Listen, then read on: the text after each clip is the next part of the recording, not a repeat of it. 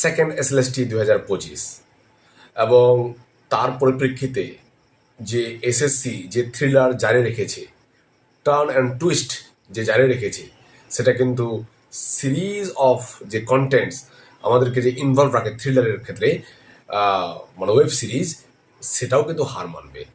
এটা কিন্তু বলতেই হয়। এসএসসি হেরালিপূর্ণ অ্যাম্বিগুইটিজের সহিত বিধি তৈরি করছে, অ্যাম্বিগুইটিজের সহিত অ্যাডভার্টাইজমেন্ট রুলস জারি করছে, ওবিসি ম্যাটার নিয়ে এখনই এটা ডিসিশন এখনই আবার তুলে নিচ্ছে।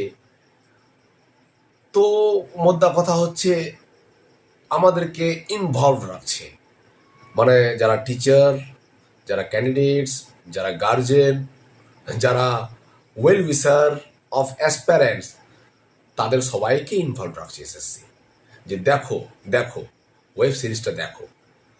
তো এই ওয়েব সিরিজের নতুন একটা টুইস্ট গতকালকে, যখন কিছু বঞ্চিত 2016 কিছু বঞ্চিত প্রার্থী, এবং তাদের ইস্যুটা খুব গ্রেভ ইস্যু, তারা ইন সার্ভিস টিচার প্লাস তারা হতে পারে নট কল ফর ভেরিফিকেশন, তারা ওয়েটিং ক্যান্ডিডেট, ইরেসপেক্টিভলি তারা 2016 ক্যান্ডিডেটস, তারা এই 2025 গ্যাজেট বিধি অনুযায়ী তারা বঞ্চিত থেকে যাচ্ছে। এবং এই বঞ্চিতটা ডবল হয়ে গেল। এই বঞ্চিতটা পুরোপুরি একটা আশঙ্কা ছিল, এই আশঙ্কাটা পুরোপুরি একটা জায়গা পেল যখন ওবিসি ম্যাটারটা এসএসসি হাত তুলে বসে থাকলো এবং ওবিসিদেরকে কোনো রকমভাবে কোনো সংরক্ষণের আওতায় রাখলো না, এবং এটা subject to the final outcome of the supreme court order এরকম করে দিয়েছে, পরবর্তীকালে এডিট অপশন দেবে বলে। তাহলে কি হলো ওবিসি ম্যাটারটার জন্য? ওবিসি ম্যাটারে তোমার রিজার্ভেশন ক্যাটাগরিতে একজন ক্যান্ডিডেট 50% না পেলেও চলবে, 45% হলেও চলবে।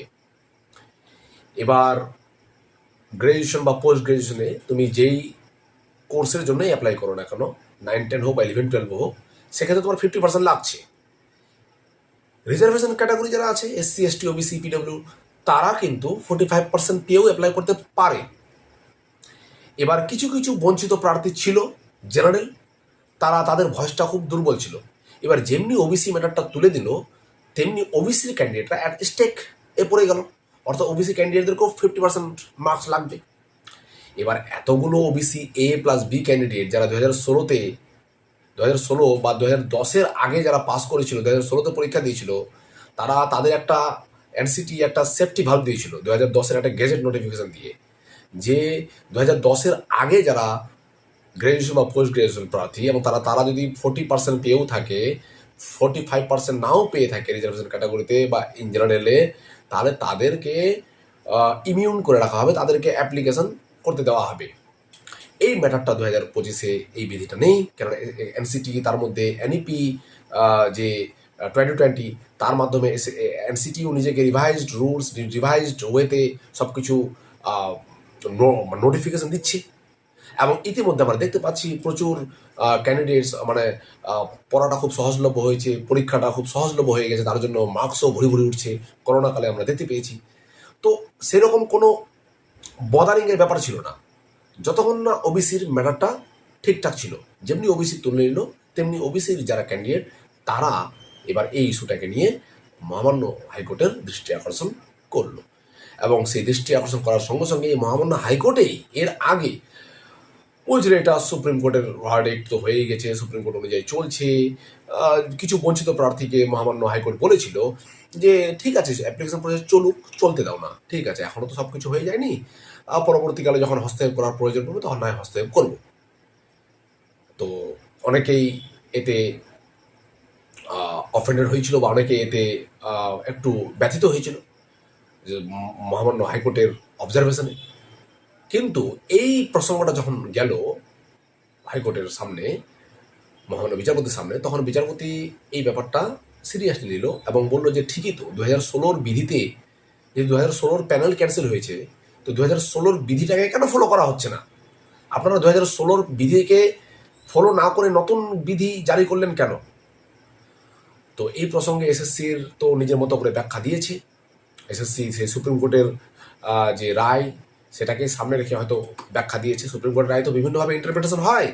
তো বেসিক যে ইন্টারপ্রিটেশন, বেসিক যে ফান্ডামেন্টাল যে ওখান থেকে যে তথ্যটা উঠে আসে, সেটা কিন্তু এটার উপর ডিপেন্ড যে 2016 যে বিধি সেটাকে বলবৎ রাখতে হবে। এবার 2016 বিধি থাকলে যারা বঞ্চিত ওবিসি প্রার্থী, যারা 45% নিয়ে আছে, তারা কিন্তু অ্যাপ্লাই করার যোগ্য। এবার তারা যদি বঞ্চিত হয়ে যায়, এটা তো বিশাল বড় একটা কনসার্নিং ম্যাটার। কেননা তারা হয়তো অনেকেই ইন সার্ভিস আছেন, অনেকেই নট কল ফর ভেরিফিকেশন আছেন, অনেকেই তোমার ওয়েটিংয়ে আছেন। এটা একটা ম্যাটার। আরেকটা ম্যাটার হচ্ছে 2016 যখন প্যানেল এবং 2016 যখন নিয়মেই হওয়ার কথা সব কিছু, তাহলে এই যে একটা অপশন রাখা হয়েছে 2016 যারা ইন সার্ভিস টিচারদের জন্য রোল নম্বর ইনপুট করার ক্ষেত্রে, সেক্ষেত্রে যারা বঞ্চিত প্রার্থী, মানে হেভি করাপশনের জন্য যারা বঞ্চিত ছিল, যারা প্যানেলে জায়গা পায়নি, তাদের রোল নম্বর ইনপুট করার কোনো অপশন থাকছে না কেন? তাদেরও তো রোল নম্বর ইনপুট করার অপশন রাখতে হয়। তো তারা রোল নম্বর ইনপুট করতে পারছে না, সেটাও দৃষ্টি আকর্ষণ করছে। এছাড়াও আরও অনেক ইস্যু আছে, তার মধ্যে যেমন সবচেয়ে সিরিয়াস যেটা, চিহ্নিত টেন্টেড যারা, সেই টেন্টেড প্রার্থীদের ক্ষেত্রে কোনো নির্দিষ্ট নির্দেশিকা নেই কেন? তারা যে অ্যাপ্লাই করবে না তার কি গ্যারান্টি আছে? এবং তার সঙ্গে 10 নম্বরের যে অ্যাডিশন নাম্বার, সেই ব্যাপারটা এখনও উঠেনি। 10 নম্বরের যে এক্সপিরিয়েন্সের নাম্বারটা, সেই ব্যাপারটাও উঠবে হয়তো কোনো দিন। তো এই আরও ব্যাপার আছে যে নতুনরা, তাহলে নতুনরা যারা ফ্রেশ ব্র্যান্ড নিউ ক্যান্ডিডেটস, তারা তাদের যে অ্যাপ্লাই করে দিয়েছে, তারা কি করবে? তাহলে দেখো, ফ্রেশদের ক্ষেত্রে কোনো বাধা নেই।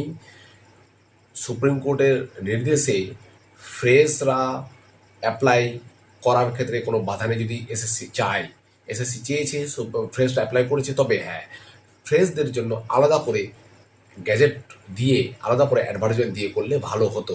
তাহলে অ্যাটলিস্ট যে 2016 যে বিধি, 2016 যে প্যানেল, তার মধ্যে যে প্রচুর অজস্র যে প্রশ্নচিহ্ন, অজস্র যে লুপ হোলস, সেগুলো ফ্রেশদেরকে আরও ফেস করতে হতো না, ফ্রেশদেরকে টেনে সেদিকে নিয়ে যাওয়া হতো না। তাহলে ফ্রেশরাও নিশ্চিন্তে পড়াশোনার মধ্যে থাকতে পারতো। তবে এটুকু বলবো, যেহেতু অ্যাডভার্টাইজমেন্ট বেরিয়ে গেছে, আর যেহেতু ভ্যাকেন্সি ডিক্লেয়ার হয়ে গেছে, সে একসঙ্গেই হোক পরীক্ষা বা আলাদা করে হোক, ফ্রেশরা সুযোগ পাচ্ছেই। তোমরা পড়াশোনাটা কোনো মতেই আটকাবে না, পড়াশোনা চালিয়ে যাবে। তো সমগ্র বিষয় নিয়ে একটা লেজা গমনের অবস্থা হয়ে গেছে, আবার টুইস্ট এবং টার্ন হয়ে গেছে। এবার দেখার ভবিষ্যতে কি হচ্ছে, 7 তারিখে কি অবজারভেশন আসছে, 7 তারিখ পর্যন্ত আমরা অপেক্ষা করব।